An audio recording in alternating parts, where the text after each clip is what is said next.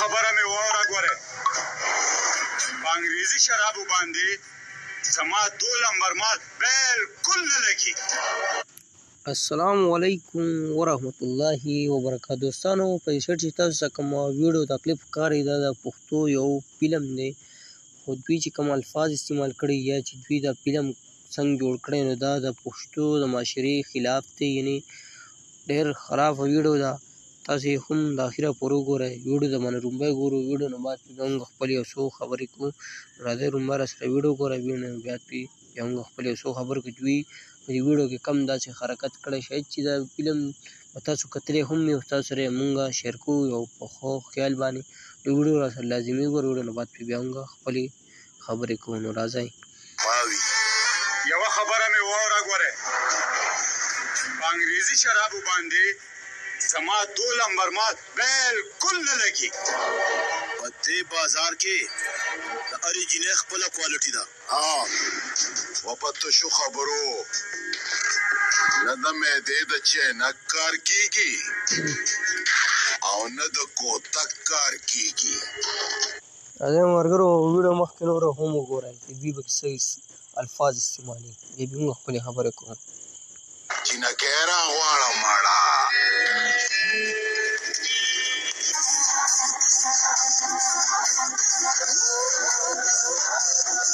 مخکې ګوره ها دوستانو دوی څه وایي څه نه وایي.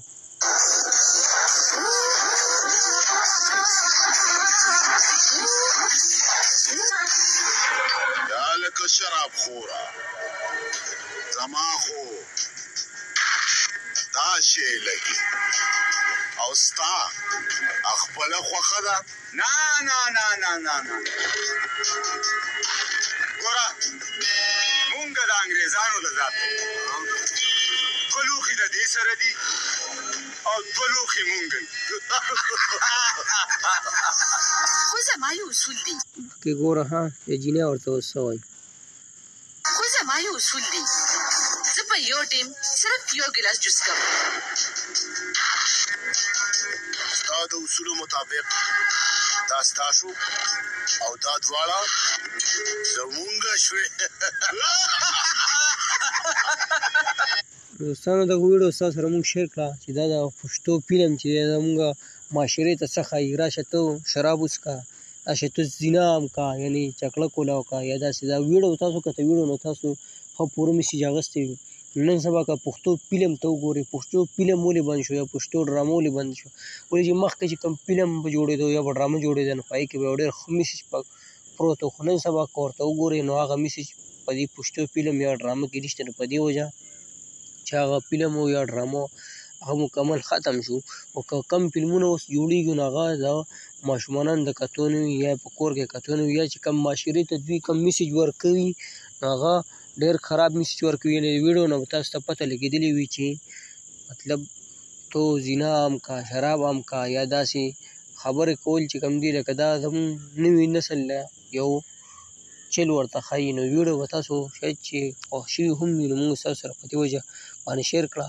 نو دا تاسو خپلو ملګرو سره هم شیر کړئ، مخکې نور هم شیر کړئ چې دوی ته هم دا ویډیو ورسي چې داسې قسمه فلمونه نه دوی واوړي. یا حکومت له هم پکار دی چې داسې قسمه فلم رغول یا ډرامه رغول یا داسې ویډیو رغول چې په هغې باندې مکمل پابندي ولګي، لکه چې مکمل دا بند شي داسې قسمه ویډیو. ولې دا زموږ نوی نسل تباه کول غواړي او نوی نسل زموږ کېږي. نو په دې وجه هم ډېر کسان وي چې اوس هم د دوی فلمونو والا سپورټ کوي چې دوی یو ښه کار کوي. خو که په ریل لایف کې ورته وګورو نو دا زموږ د معاشرې نه خلاف کار دی. نو موږ هم دا په کار دی چې د داسې قسمه فلمونو یا ډرامو نه خپل ماشومانان وساتو یا موږ هم خپله نه ګورو او دوی خلاف وجنګېږو چې مطلب دا فلمونه بند شي.